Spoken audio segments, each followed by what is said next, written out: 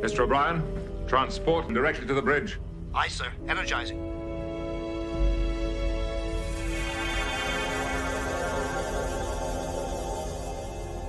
Security team to the bridge. Belay that order, Lieutenant. I just wanted to thank you all for your support. It's been fun. Greetings, everyone, and welcome to this edition of Jeopardy. I'm glad you're here. Unfortunately, Professor Brainy Specs, our co-host, is not being able to join us yet. Hopefully, we'll be seeing him soon. We'll say a quick hello to everyone who's already been joining us in our lively little chat. Then I'll welcome up anyone who would like to join us on the panel for some chat. I want to say greetings to Gap After Dark. Nice of you to be here, sir. Welcome also to Trek Master Mike. Nice to see you as well. Welcome, Mercer. Hope you're here and hope Nermal is able to join us as well. Welcome to Patrick. We had lots of fun controversy on the game last night, so appreciate that. Greetings, Arabic. Nice of you to be here. Hello also to Planet X and Squirrel Girl. Nice that both of you could be with us tonight. Greetings also to the Trek reviewer. Welcome, sir. Hello also to Brad Wolf. Nice to see you. Hello also to OmniCast. Or he might be held up by more shenanigans at Paramount, but maybe he'll be able to join us a little bit later on the panel. And also, let me see. I think that brings us just about up to date. As you can see, we've got that link pinned at the top of the chat if you'd like to join us. We have a few people already backstage. We'll go ahead and bring them up. So let's say hello to Patrick, to Mike. Hello also to Mercer. And greetings to Planet X. Hello, good people. Hello. Controversy? Ahoy hoy. How dare you, sir? How dare you? I don't know, Patrick. Is Dwight Schultz ever the voice of the computer? Nope. Okay. He replaced it, but he was never the voice of the original computer. Greta. Respond. I am responding, sir. Yeah. You gotta love Greta. How dare you? Omni. AG. Oh, yeah, AG. I have two letters for you, Patrick. AG. Those two letters. Yeah. Oh, no.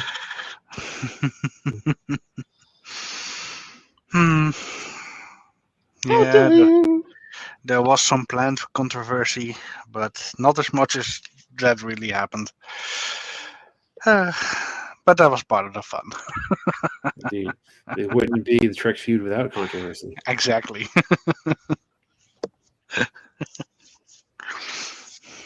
Who's AG? What happened?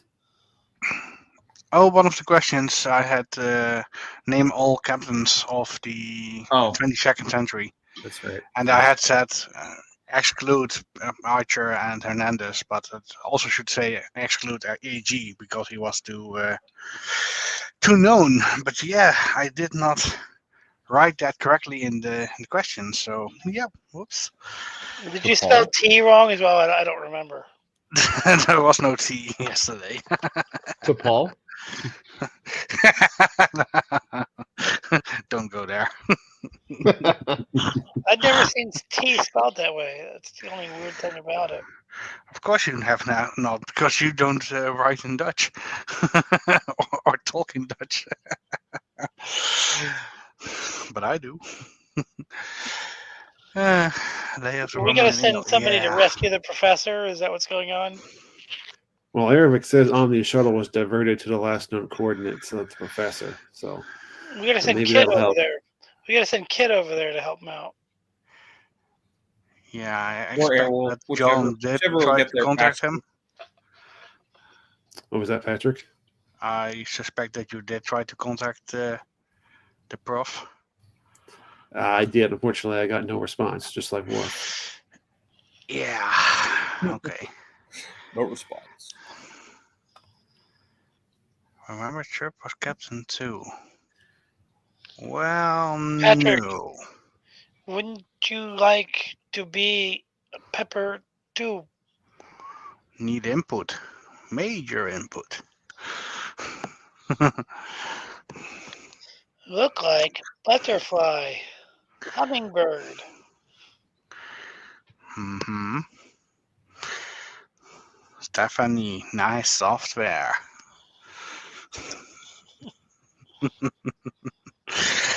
That movie will always be one of my favorites. She was so popular back then, Ali Sheedy. Mm-hmm. How dare you?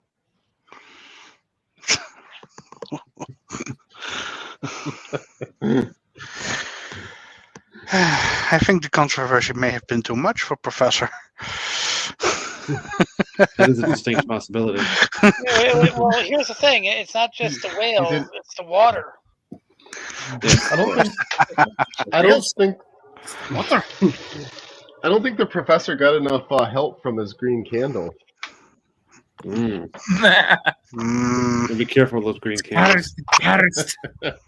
You know, it would have been cool to see, like, in an alternate version of Star Trek 4, instead of the bird of prey getting in the way of that harpoon, if they decloaked and just started firing disruptors at the whaling ship.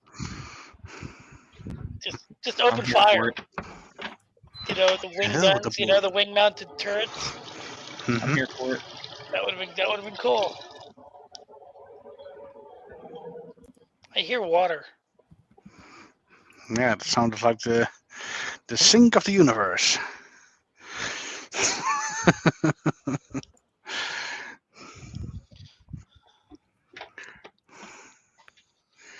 Going to Omni, you seem unsettled, Mercer. Oh, yeah, I am.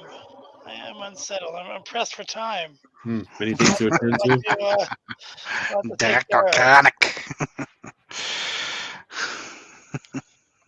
That water came from Dakar, Senegal. Everything comes from Dakar, Senegal. Did you watch the construction? That's the real question. I watched them purify it. I know you guys didn't watch Andor season 2, but Krennic was awesome in that season. Still on the list. Still need to watch it, but I first need to watch season 1. They put Krennic in the first episode, even. I expected them to wait until like the end of the season, but he was in the first episode.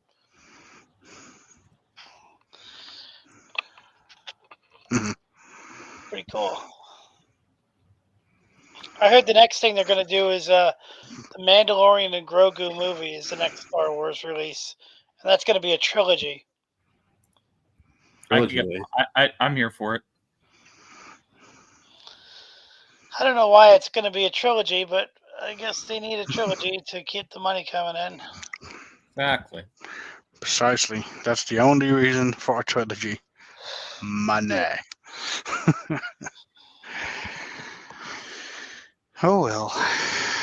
I don't think Professor's coming. I think he got. I don't know. Maybe he's.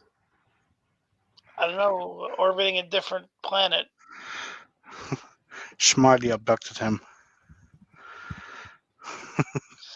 He's got to cross over back to our universe. Mm-hmm. Correct. It was that darn transporter again.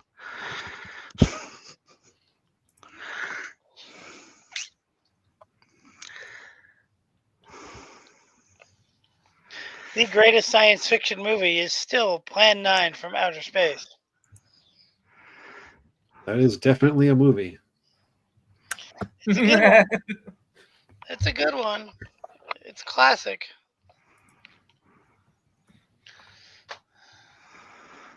"24 minutes and counting." Ooh.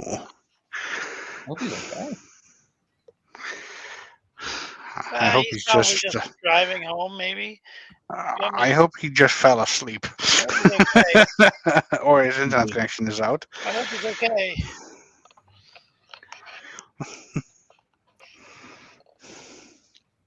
Yes, you may be right, Gab. Omni's limousine shuttle is probably having a hard time getting through that transwarp conduit. Probably. You know, here's what I think happened to Professor. I think he's doing a job. for the For the Federation. Yes.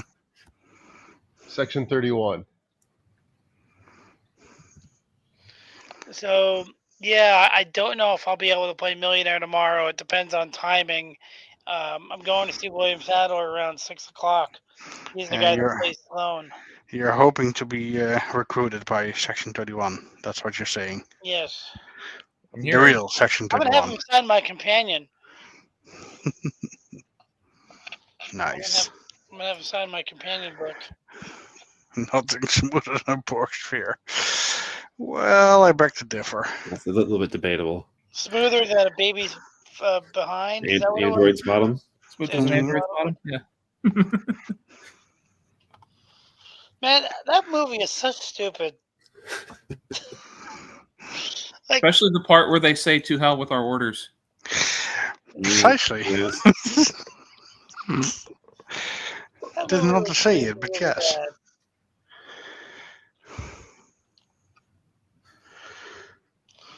I think my favorite of the films is probably the one with the where Spock has these really dumb rocket boots. Which one is that one? As I recall, that film was a dream, but that could be wrong. He had these yeah, really, that was really definitely a dumb dream. rocket boots. Fire not the so Yeah, dumb. rockets! Dex That was 78. Generations. That was Generations. Is that like an order? It's not like those boots were Starfleet issue, you know? Like, what if he chose not to fire the rockets? Fire the Dex- rockets. I'll be back. Dex- I'll need to Geloja.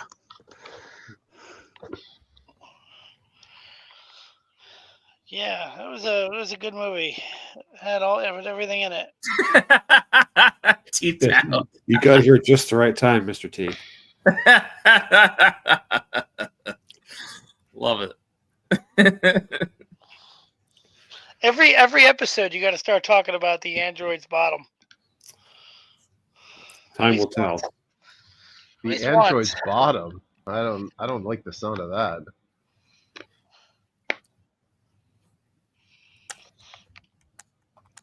So they're talking they're making a Star Trek 4 with the new cast again. They're doing one more film. It's been 10 years since the last film. Yeah, I I doubt it's don't ever know. going to happen. You doubt it's going to happen? I mean, we've been waiting this long. They still haven't come up with something. Yeah, it's looking bleak. I'm sure they've been coming up with stuff. I'm sure they got something in mind. They want to do a story where Kirk meets his dad, even though his dad's dead. Just They want to do like Chris. They want to bring Chris Hemsworth back. just move on. Make a new one. Just go beyond Voyager, and you know what I mean. Just make a new series.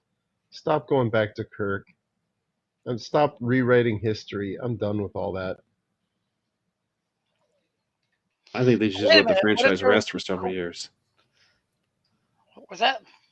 Sorry, I was saying I think they What should was let the that, Don? franchise I rest. missed that. You know, but what if the new movie had some cool laser beams in it? Yeah. I don't really care. Like it had, like seriously, like if it had like cool laser Uh. beams and sound effects and pew pew chew explosions and The- Then spaceships and stuff. then it's a literal- Disney Star Wars film. I want you to Ships Mercer zigzagging across the and screen. everyone. Mercer and everyone, I want you to think about what are your favorite. What do you consider the greatest Star Trek episodes of all time? And then ask yourself, after that, ask yourself the question, out of those episodes, how many phasers and photon torpedoes were fired in those episodes? Well, okay, Good point. Gambit had the most phaser shots up to that point exchanged on an away team. I'm also going to guess that of the people here, zero of you will list Gambit as one of your favorite episodes. Well, no, but seriously, if you watch that episode, there was like a big phaser fight between the crew and some pirates. Yeah, True. Boulders get Um, destroyed. At the time, it was the longest, most sustained phaser fight in all of Star Trek. And that's fine. But I'm thinking Measure of a Man. I don't think that's the thing. I just go in for popcorn entertainment. Thinking is beyond what I'm able to do.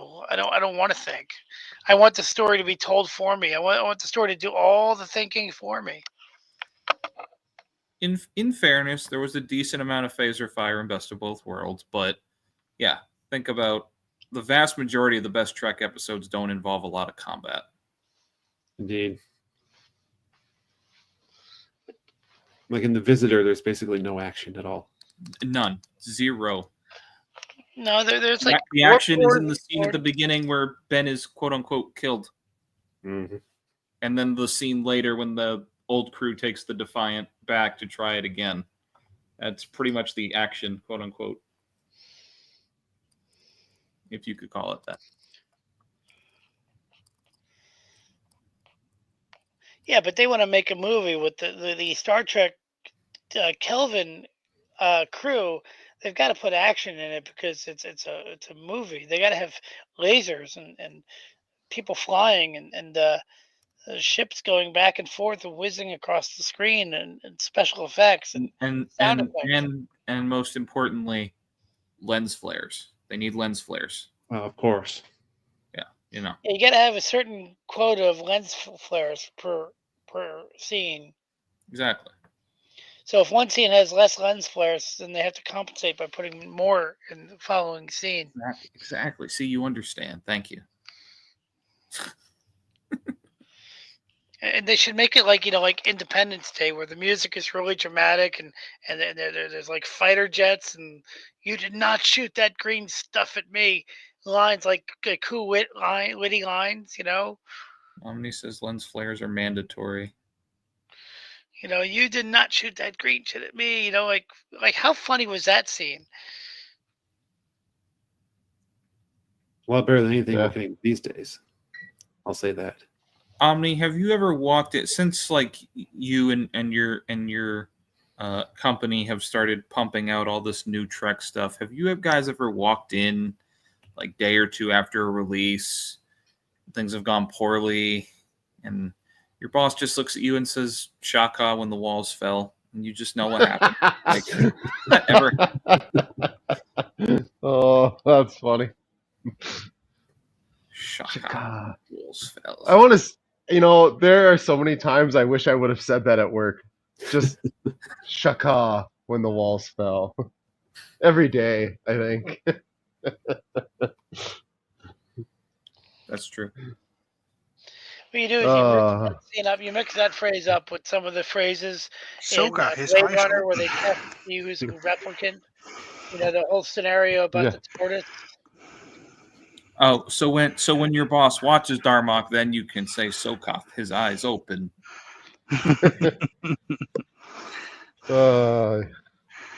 Man, every day, I think every day at work, I was like, pretty much shaka when the walls fell. And I'm not even saying I'm the most intelligent guy on the planet because I'm obviously not, but holy crap, dude. Not even going to get into it.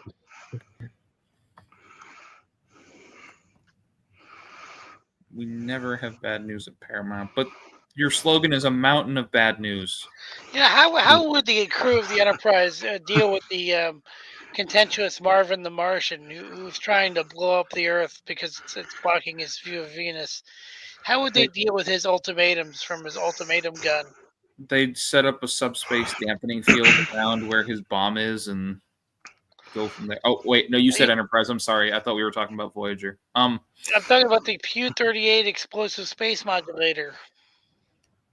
It's really simple. Depending on the show, Kirk improvs his way around Marvin. Picard negotiates his way around it. Sisko blackmails him, and then Janeway technobabbles her way through it. That's pretty much how it goes, right? What about cover? Yeah. Some would say that Jamie would just murder him. Oh, that's true. Well, yes. Back to the do that. Like in Photons Be Free. Yeah. Oh, by the way, on a more serious note, I heard that Spielberg is doing a UFO movie again. Really? Yeah, his next film is science fiction. He's going back to his roots of doing something akin to Close Encounters. I could get behind that. And Christopher Nolan's next film is called The Odyssey, which might have a trailer dropping any day now. Close Encounters of the Professor kind.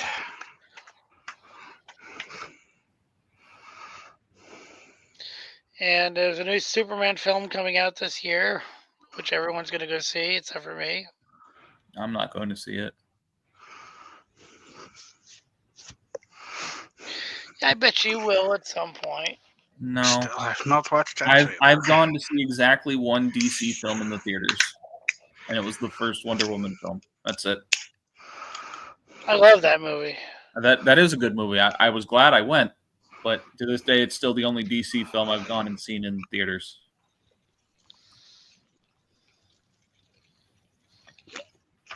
Well, this is a reboot. It's not connected to the other DC film. No. And it's James Gunn, so I'm optimistic it will be good, but I'm not optimistic enough to go and watch it in theaters.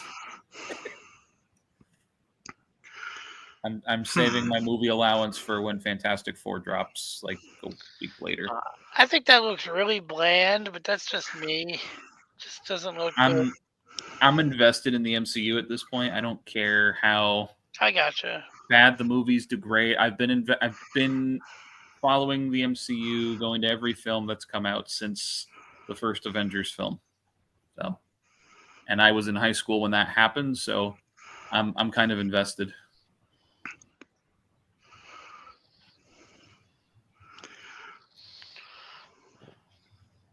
Watched every show. I think my favorite Marvel MCU films are the first Avengers, the Winter Soldier, and maybe Civil War. I love Civil War. You have a metal arm? That is awesome, dude. It's a great bit.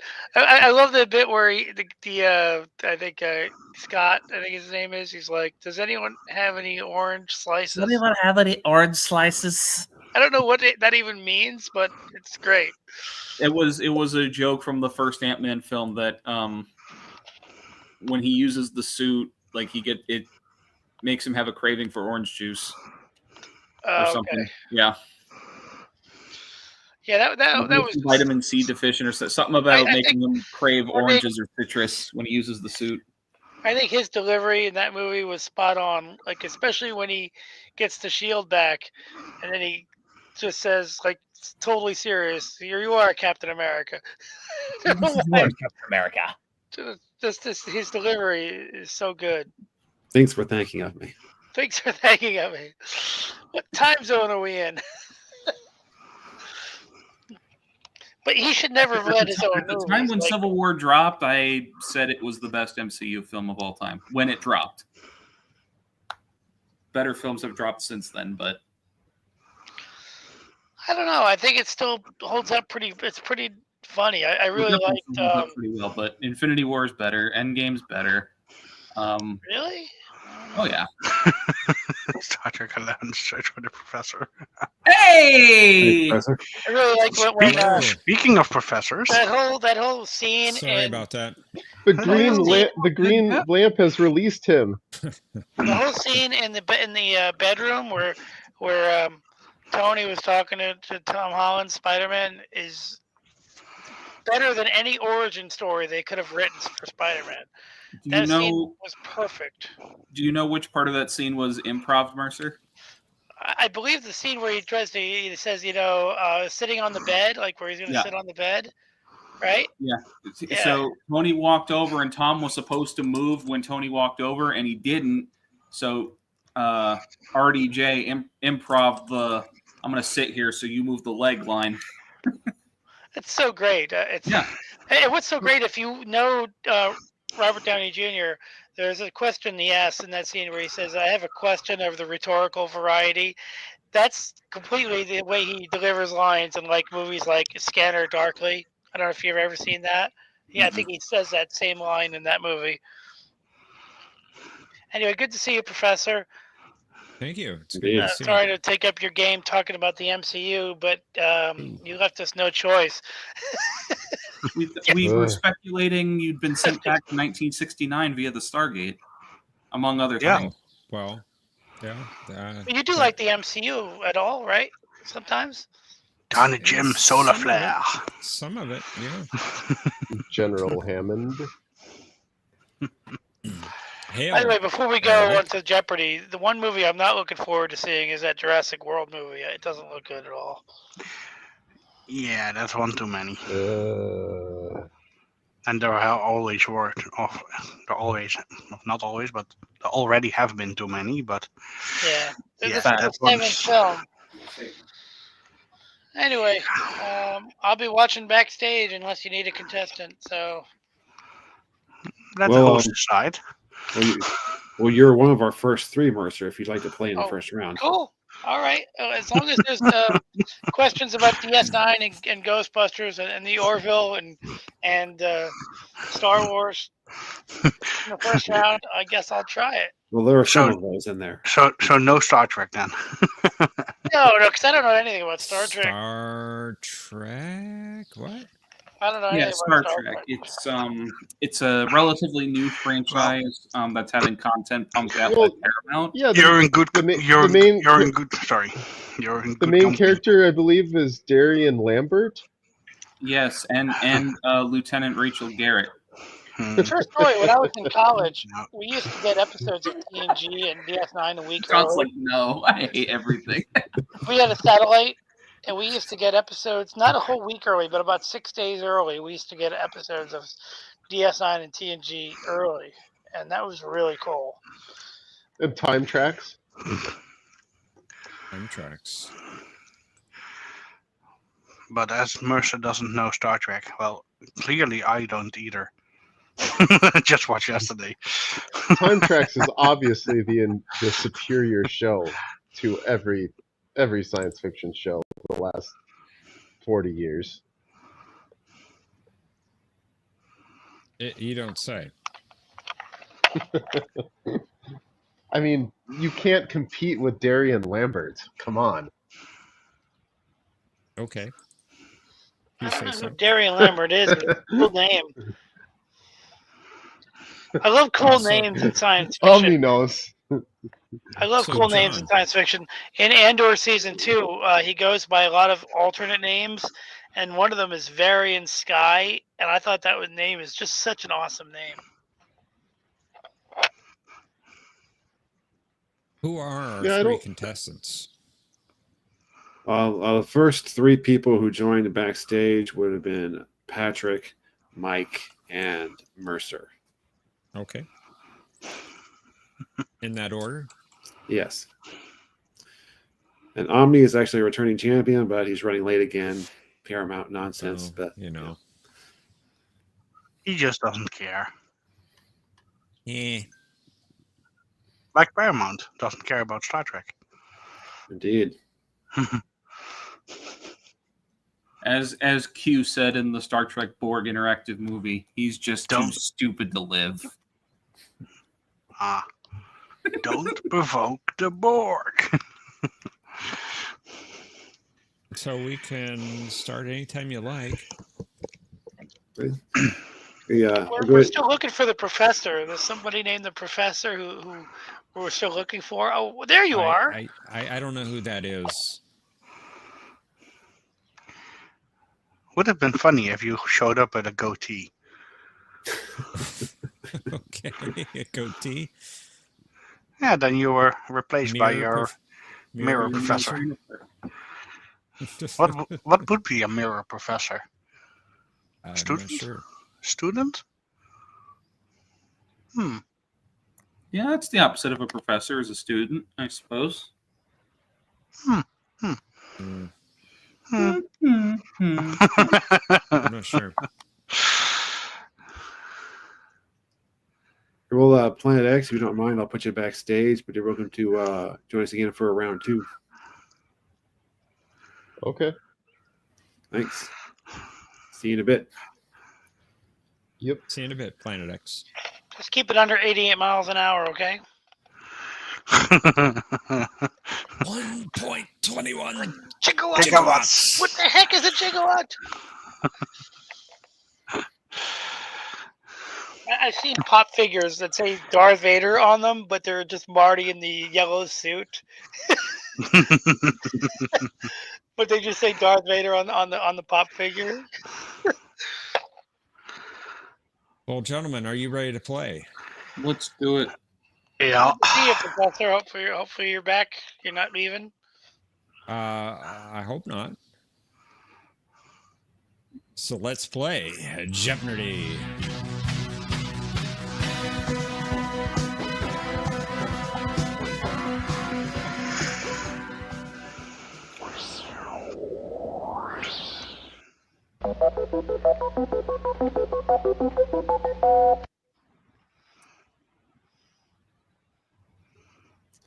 Our first category this evening is about security officer logs. I want you to name the episode. Next, we have Pavel Chekhov. For our visual category, we have Voyager casualties. These are naming characters who died on Voyager. Okay. Wow. Shots fired. Shots fired. Okay. No kidding. Okay, then we have Star Trek and Space Above and Beyond connections. Uh-oh. Then we have Ships by Captain. I tell you the captain, and I want you to name the ship they're in charge of. Ooh. So if you said Michael Knight, we'd name Kit. Something like that, yeah. If you said Something like AG, that. what ship would he be captain of? I don't remember. Well, he didn't have a ship. But he Well, was they a captain. They annexed Beta for a few minutes anyway. Before it But blew he up. wasn't the captain back then. True. All right, Patrick. Welcome to the show. I Thank guess you. you're our first contestant, so what would you like? Looks like it. So I would say let's get going with casualties for 800. 800, okay. Oh, I'm sorry. We can't do that. I guess you lose your turn. I guess it's Mike's turn. No, I'm kidding. I'm Okay. kidding. 800. 800 for Patrick. Who is that? Yeah, who is that? I think I know who that is.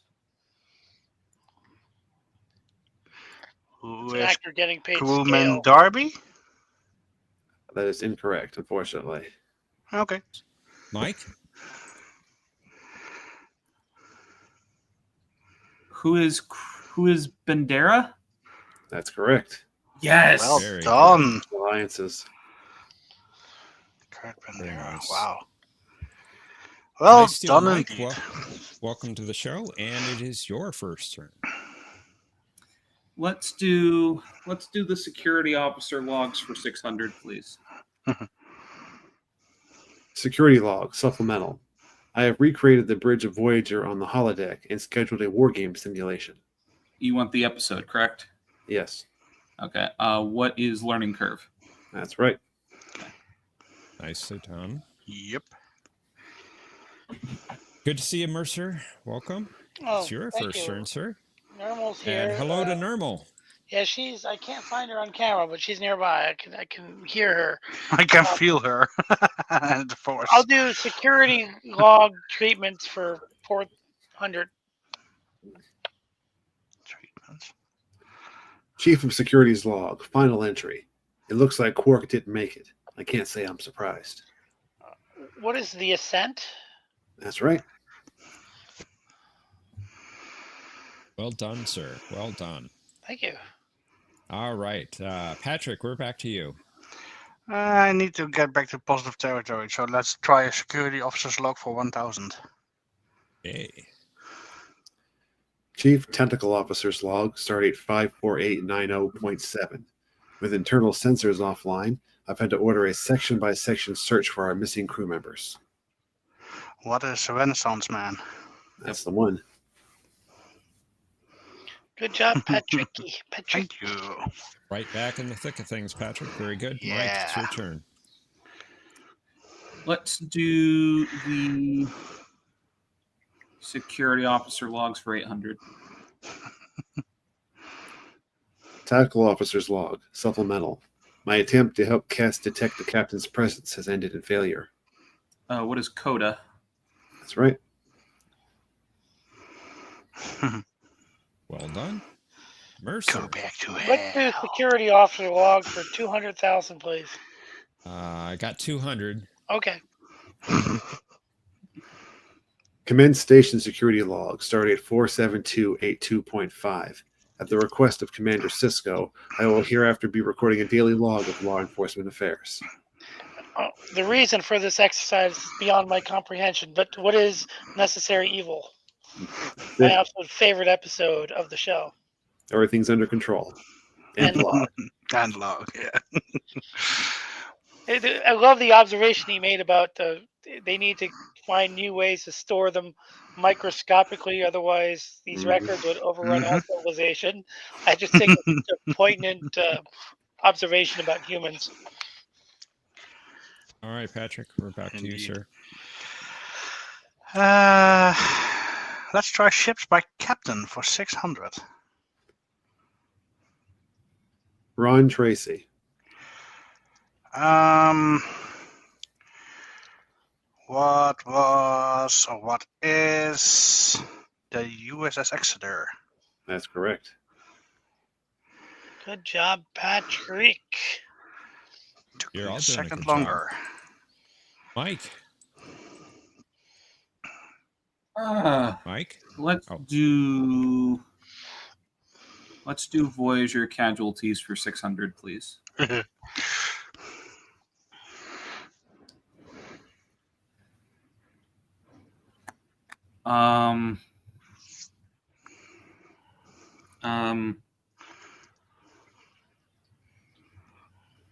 God, who was that? Shoot.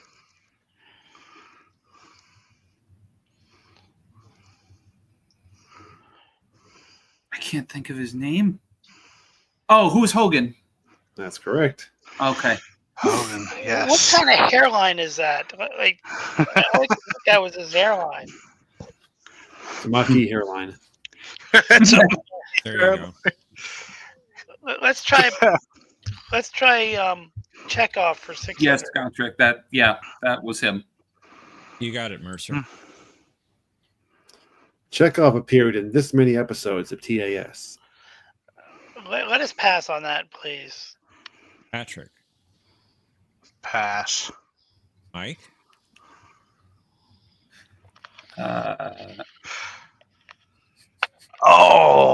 It's half. Is it I'm zero? sorry. Is it zero? Is that your answer? No, I said pass, but is it zero? I didn't hear you. Yeah, it's a 0. Okay. I figured you wouldn't be asking that unless it was 0 or 1, but Realize it just too late. Now he did. I didn't want to risk it. Walter Koenig, he did write an episode. That's true. All right, Well Patrick, it's done. your turn. Well done there. That's not Chekhov, though. I mean, he might be Walter Koenig and he might have played Chekhov, but that has nothing to do with Chekhov. Okay. Let's try ship by captain for 800, please. Duval. What is the Duval? Shoot.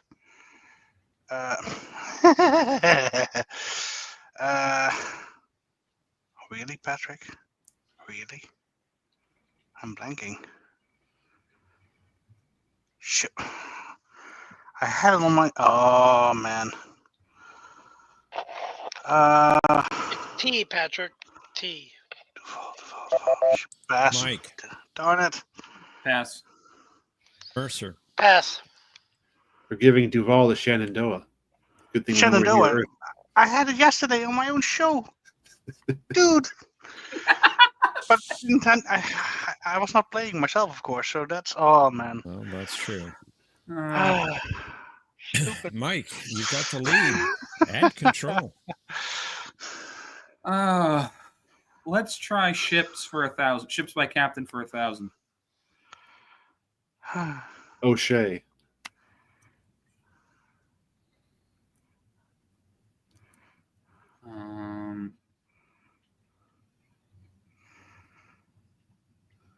don't know. That name's not ringing any bells for me. Pass. Mercer. Pass. Patrick. What's the USS Huron? Very good. That one I know. Ah. Oh, sorry, SS Huron. He added a U. He added an extra. I added a Correct? U. Wow. I added a U. So let me ask you, what is the category Trek, Space, and Above and Beyond? What are you looking for? Episode names? Well, it's going to be different for each clue. It's just somehow Star Trek is connected to space above and beyond. Could be an actor, could be a quotation, various things. Oh, okay. In that case, I'll go for Pavel Chekhov for 400. Alrighty. Respected. Chekhov claimed that Scotch was invented by a little old lady from this city. What is Leningrad? That's correct. Mm-hmm. Well done. Yes, Gap. Are we going to have another AG incident? Indeed. Patrick. Patrick you wants could to take crawl the into a lead. little hole somewhere and die. No, never. You could take the lead here. It's your turn. Let's try another ship by Captain for 400 in that case. Charlie Reynolds. Reynolds, ship us the. I can hear Cisco say it. No, I can't hear him say it because otherwise I would have known it. Pass. Mike. What is the Centaur? That's the one. That was it. Yep. Too bad we never get to meet him. He sounds like an interesting character. That's Charlie Reynolds' ship. Yeah. I don't want to leave Charlie stranded on this side of the border without any weapons. Mike, it's your turn. Let's do Voyager casualties for 1,000.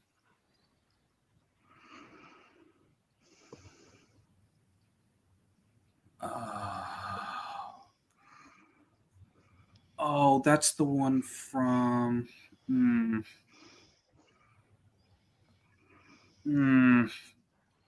I know the episode. Can I think of her name?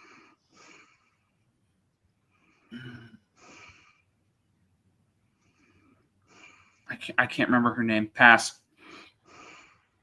Mercer. Pass. All right. Patrick. Well, that's not study, so pass. That's Latent Image, right? What's that? That's from the episode Latent Image, right? That's actually from Unity. Her name it's was from Unity. Real? Marie Okay. Kaplan. Oh, I thought that was Kaplan. The one. Yes. Okay. Never mind. I didn't even have the right episode. All righty. Mercer. I'll do Chekhov for 800, please. In the Melkoshian recreation of the gunfight at the OK Corral, Chekhov filled the role of this member of the Clanton gang. Pass. Patrick. He was somebody there. I have no idea. Pass. Mike. I don't remember. Pass. Do not remember. Yeah. Who is Billy Claiborne? We need to restart watching TAOS. I thought maybe it was Burke or Sam. That's not TAS. That's Spectre of the Gun. Yeah, that's Spectre of the Gun. Yeah, Spectre of the Gun. I was thinking it was maybe Burke or Sam. No. All right, Patrick. My turn Take the again. lead again. You could still take the lead on this turn. I could, but I don't really know about anything about space above and beyond. Well, that having us at least. Having said that, we're gonna try 600 of that category. Okay. Daily double. No, luckily not. This veteran Star Trek director, who shared a Hugo Award for his work on All Good Things, also directed 2 episodes of Space. Veteran director. I'm not good with directors. Pass. Mike. I think the director for All Good Things was Colby. So who is Winwick Colby? That's correct. Nice. Nicely done. Well And done. they brought out the veteran Winwick Colby from Knight Rider all the way to Star Trek and all the way to space. Indeed. Let's do. Oh, it's Mike's turn. Sorry. It is Mike's turn. Sorry about that, Mike. Let's do Casualties 400.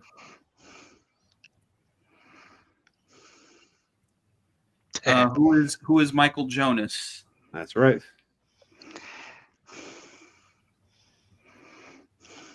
Well done. Mercer. Let's do space for 800.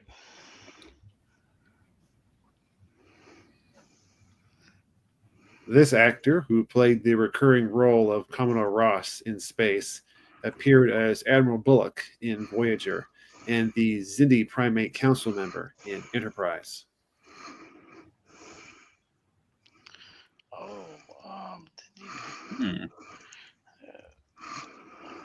Who's Tucker Smallwood? You got it. Very nice. Well done. Because you would have named Degra, so I had to think of the other guy. Very nice. Thank Wow. you.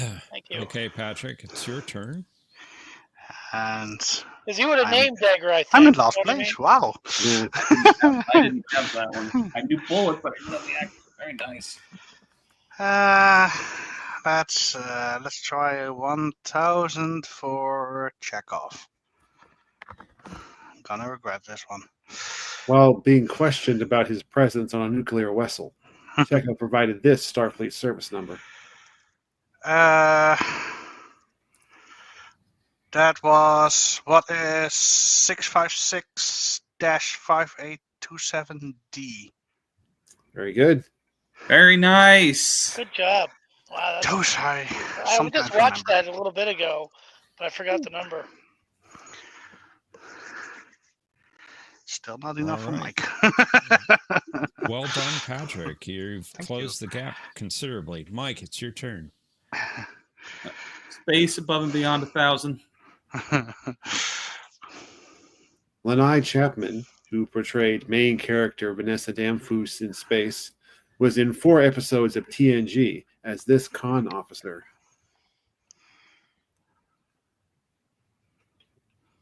Oh, man, I know. Think. I can't think of the con officer's name. Who is Ensign Rager? Good guess. Nice. Wow, well done. Good job, Mike. Nice job. Was Man. she the one that was in the one where they disaster where Troy had to decide what to do? So where she I don't think died? No, I don't think she was in that one. Although she was one of the people abducted in Schisms, I believe. Oh, okay. Yes. Oh, yeah, she you're right. was. Okay. Schisms, relics, I believe. Yeah, I think she was in Relics too. Yep. Okay, The other two, I don't Mercer, know. It's your turn, sir. Whose turn? Yours. Oh, okay. Space for 400. All right, Mercer, you found the daily double. You are 5,000 off the lead. However, you have 3,600. How much of that 3,600 would you like to wager? 221. 221. Yeah. Okay, Respect for it. 221 Yeah. points. Yep. Okay, you're going to get a video clip, and I want you to identify the Star Trek episode that features an almost identical line. Cool. Come on. Come on, you're a dead man, Keats. A dead man.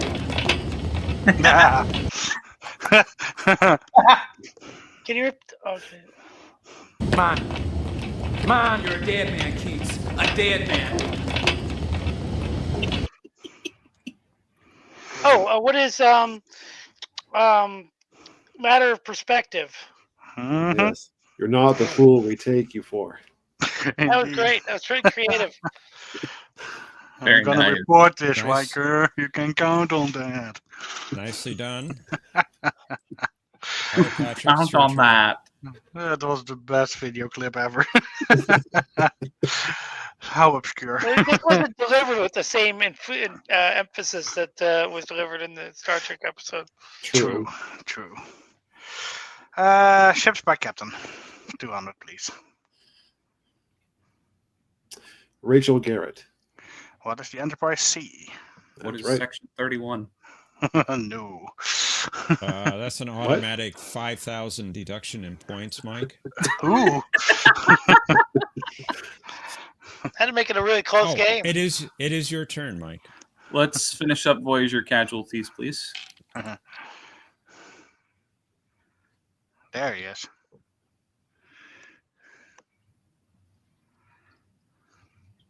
Huh?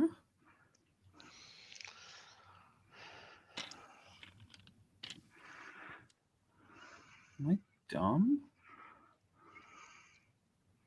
You're definitely not dumb. No, but I'm very confusion. Pass? Mercer. Pass. Patrick. Well, it was, if I believe the same name that I said earlier, but now I'm blanking somehow. Shoot. Wow, okay. Carrie. Carey. Yeah. Oh, that's Gary? Okay. Indeed. Yeah, Joe Carey. Okay, Mercer, which 200 would you Let's prefer? try space. Similar to a remark made by this adoptive father of Worf, Sergeant Major Bugus declared, "I am not an officer. I work for a living." Oh, who is Sergei Rozhenko, Very good. who's also in Knight Rider, in an episode of Knight Rider. Dave? That character from Space Above and Beyond have all the specs and diagrams at home. Must. He may have. Wow. All right, Patrick, you get the final clue. Pavel Okay. Chekhov for 200. This man who never forgets a face. Remember Chekhov even after 15 years of exile. Wait a Who minute. is? Oh no, gone. Indeed. No, wait a minute, though. This doesn't count because Chekhov was never in the original episode.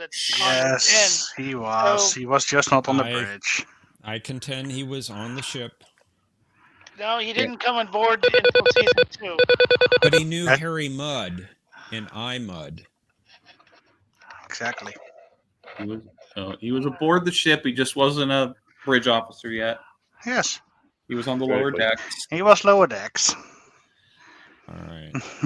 So let's head to Final Jeopnerdy. Let me get the link in the private chat for the Just Buzz In room. There you go. And let's reveal the category.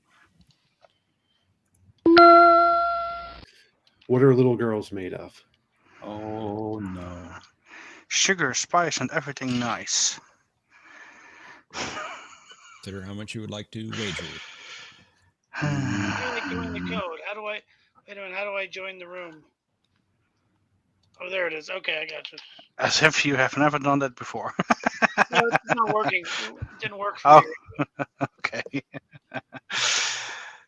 What do I want to wager? What do I want to wager? Still a 2 points more than fairly- what I'm going to wager. fairly close game.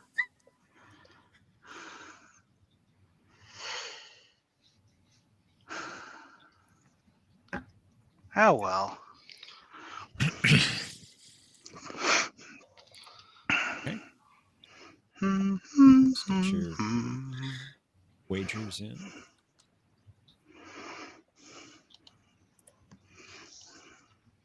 And let's reveal the clue. In order to get Spock's attention, Kirk planted a mental suggestion that prompted his android duplicate to declare that he was sick of this type of interference. Players, you have 30 seconds. Kapla!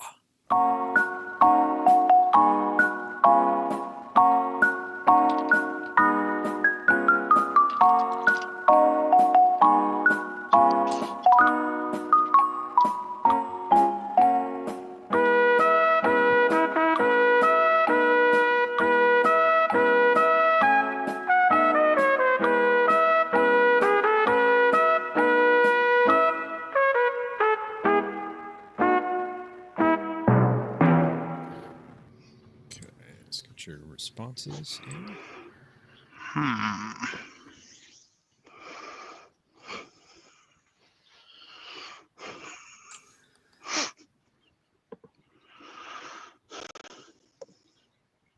And let's determine our winner, shall we? Mercer, you had 4,221 points entering final Jeopnerdy. Your reply to the clue was? What is ectoplasmic residue? Remember that sponge migration from 1946? The sponges moved foot. Well, that was an important event, but not the one I was looking for, unfortunately. Sorry, Mercer. How many points did you wager? 1. Piggy, 4,220. Interesting score. Patrick, you were in second place, 6,200 points. Your response was?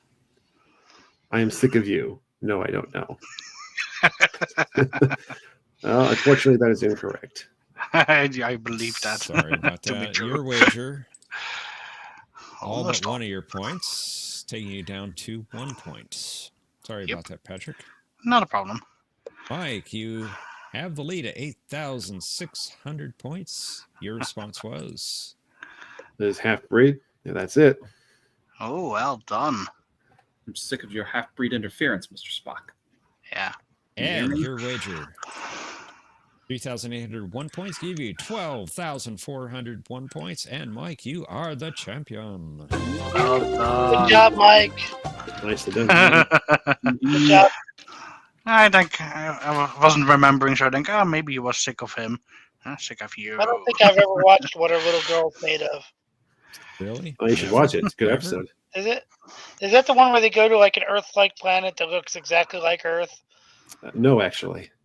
Oh no! It's the one where they go to a planet with a bunch of caves. Isn't that like every episode? Yeah, it's Planet Soundstage. I don't think I've ever seen What Are Little Girls Made Of. I have to watch it. There's a few TOS episodes I've never caught. I watched it. I actually saw it relatively recently. Maybe Omni could play Over it at my next parents' time. house one day, and Dad and I were watching that. Maybe one. we could watch it one night on Discord because I don't remember it. It's a good episode. Very good. Well, Yeah. thank you for the great game. Yeah. I'll stay backstage in case you need somebody for the third game. London Call. Ladies, we still have a spot open for game 2 if you have any of your takers out there. Omni's finally done with his limousine ride, or if there's anybody else. Erevic, Brad. I will Amazing. always be available for rematches, but other He- people have the priority, of course. Omni's being very odd in chat. I have no idea what he's talking about. It's a little delusional, I think. No, Omni. 10 Nine- days nine- to no. 19 Sorry, 9 days to 19 go for my days car. for what? For what? It's 9 What are you days. talking about? 9 days Oh. for my car, not Oh. 19. He mistyped. He Yeah. mistyped. I'm Must sure. be it. Must be it. Well, he was saying earlier that Paramount never gets bad news, so he's obviously very confused. Extremely.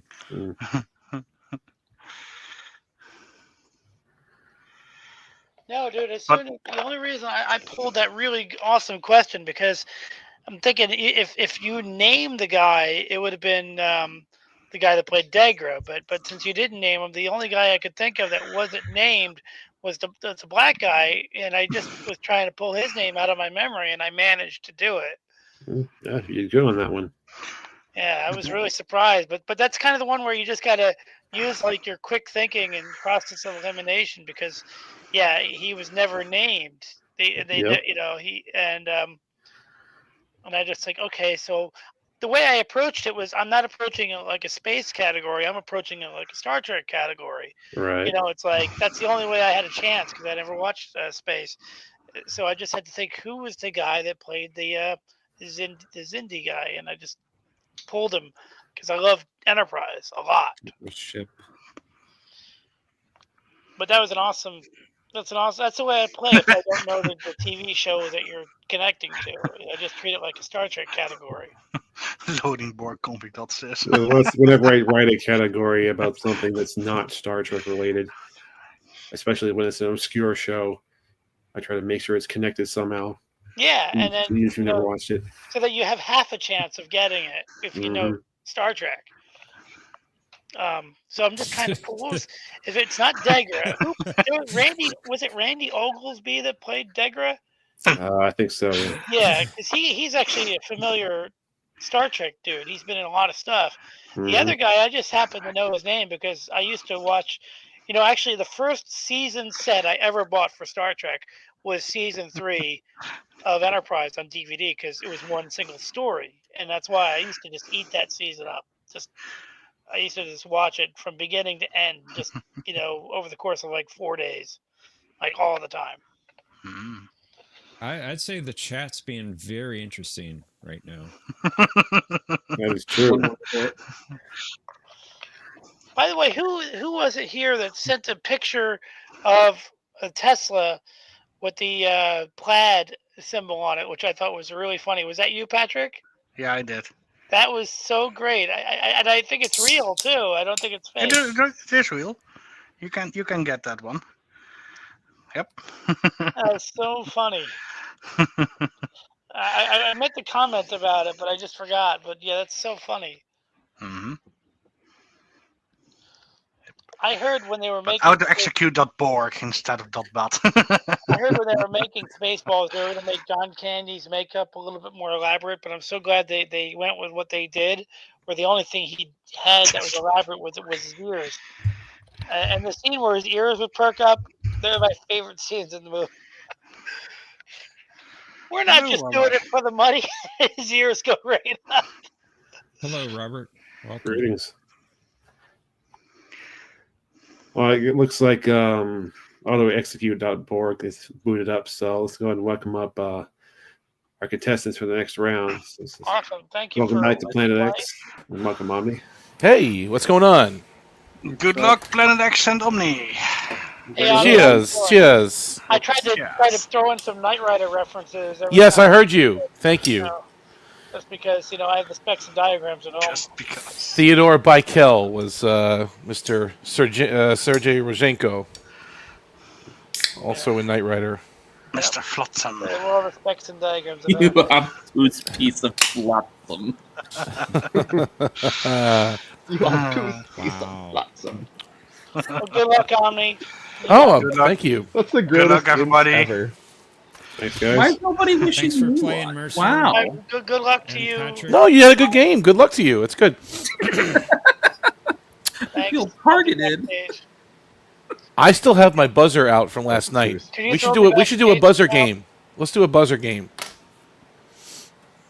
Yeah, do a buzzer game. But Mix it up a little bit. backstage?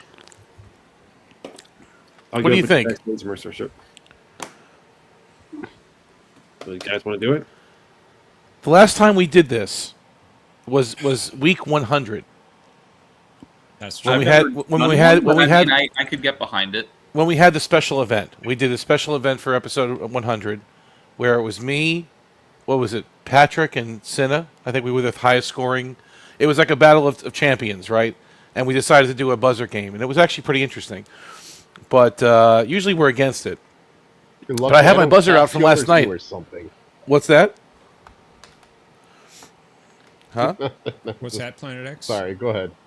I didn't hear what you said. I said you're lucky I don't cast you out or smite you or something. Oh yeah, exactly. That too. Yeah. But if you guys want to do it, my voice might. It's still open from last night. I have to remember how to play a buzzer game. If you ever to Huey. It's up to you guys. Well, John, do you want to try it? I mean, you have to load up a Just Buzz in. I can do it. Can I use the same one you're using, or to set up a different one? I think you would have to set up a different one. Okay. Give me just a minute there. Okay. Cool. Can you send me the link to in the private? Yep. Yeah, it'll Okay. get sent out.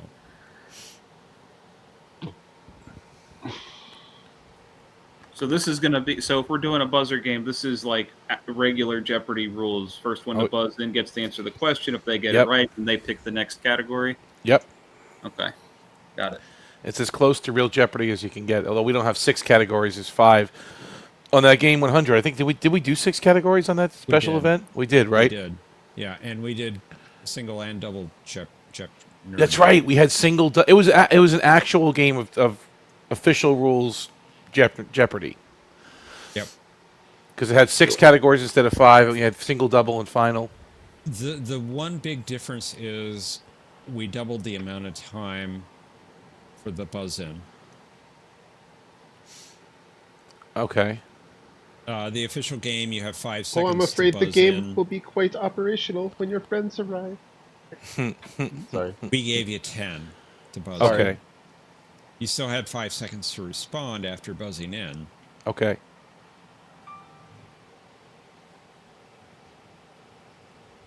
And I really hope I remember how this works. Like I said, I haven't done this since, well, we had that 100th game. Yeah, but yeah. And we used to use Cosmo Buzz, right? This is now Yeah. Just Buzz. So John, you'll need to lock the buzzers, and I would suggest turning the sound off. Okay.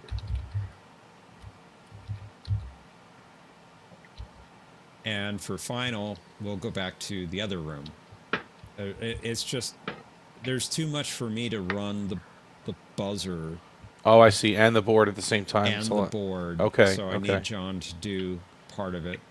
Okay. Gorilla says, Kapla from Tornado Central. I'll be listening from my lawn chair with ratchet straps. Oh, my.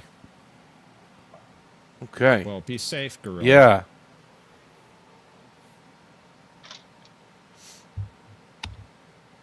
Tornadoes are no joke, man. That's some serious stuff, especially this time of year in the Midwest. Now, Mike, Planet X, this really does change the dynamic of the game. Yeah. Okay. There's no passing, but you don't have to buzz in though. You don't have to if you don't know it. You don't have to. Yeah, you don't have to. Yeah, it's first one that buzzes in. They get to respond. They get it wrong, then the other 2 players have a chance. If the second buzzes in, gets it wrong, then the third one has a chance. Okay. And it's timed. I'll try. You have 10 seconds for the first player, 5 seconds for the second player, and 3 for the third. Okay. If no one buzzes, let's say no one buzzes in on the second go, then the turn's over. Or the clue is over. So I should go to click on the Just Buzz In link. Yeah, John just put one in the private chat for you. Yeah, but I may have to set up another one because somehow when I went to go put that in, I lost the connection to the room. Sorry. Let me try that again. Sorry about that. So No problem. Am I going to need to have essentially like 2 screens running at the same time to do this? Yes. 2 browser windows? 2 windows, yeah. For your browser. I don't know if I'm gonna be able to quite do that, because I'm using my phone, and I don't know how well I'll be able to do that. I could do it on my TV too, but there's a delay. You know what I mean? I don't know if I'll be able to actually do that. Okay. Well, if it's going to be a difficulty for you, we don't have to do buzzers. We can do it some other time. We don't have to. I could do it round 3 or maybe, you can or do it whoever's just around. It'll give me time to or someone remember else how can to do play. this. because the clicking is a little bit different on my end with buzzers. Because I can't. Okay, we'll do. I don't turns know instead. if I can open up 2. Well, it's fine. okay. You don't have to cater to me. Like, just play the game. No, you're here. Oh, You're here. okay. We don't want you to feel like you can't play. I just thought it would be fun because I had my buzzer set up. I have a separate second computer just for buzzing. I have a second laptop that I just tapped the crap out of it, as my buzzer. And I had it set up for last night, so I figured it would be fun to do it again for today. Well, maybe we can play one next week. Yeah, maybe. Okay. Well, it's fine. Don't make me burden you guys. No. You're not up No. You are up here to play, so let's play. Okay. Thanks. All right. We're ready. Let's play. Yes. Jeopnerdy.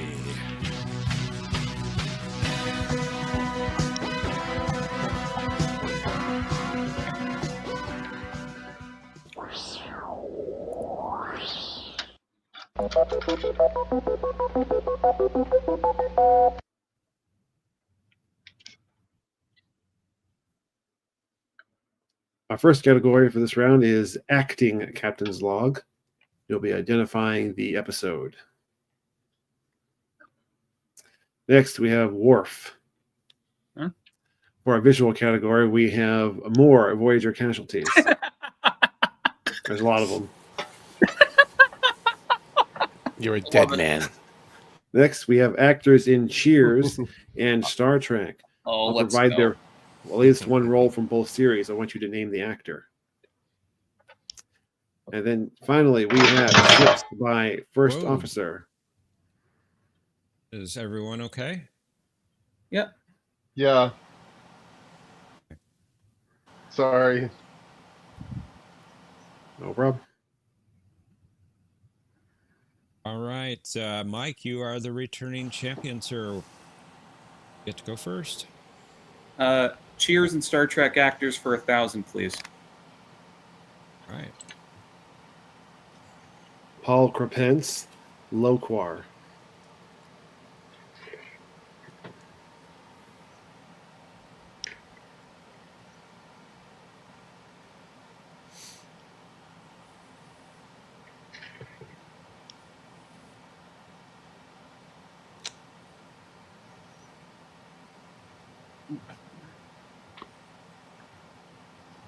I don't remember his first name, but I think his last name was Wilson. Who's Wilson? That's correct. Okay. Nicely done. Paul Wilson. Okay. Nicely done. We'll get off to a bang. Planet X, it's your turn, sir. Welcome to the show. I'm going to do about Worf for 600, please. While on Baku, Worf developed an odd craving for the blood of this live animal.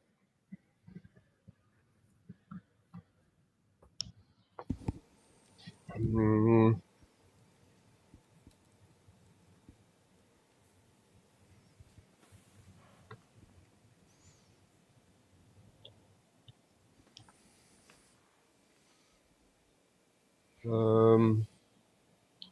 going to have to pass.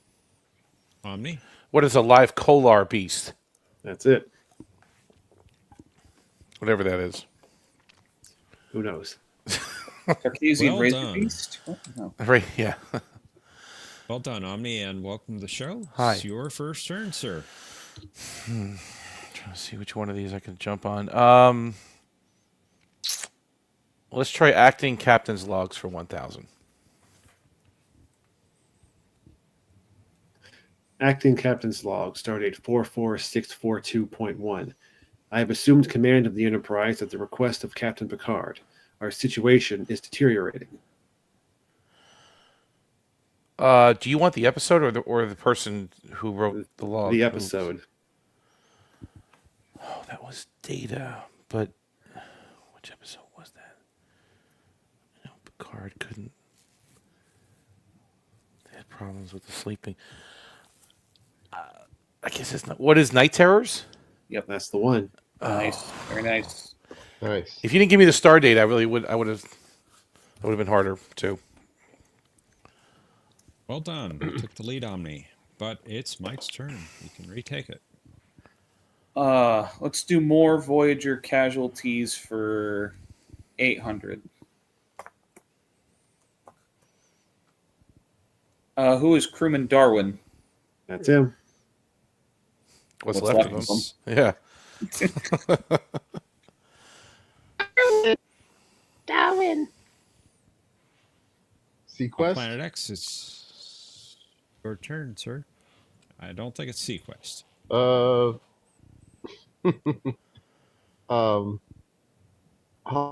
about War for 400?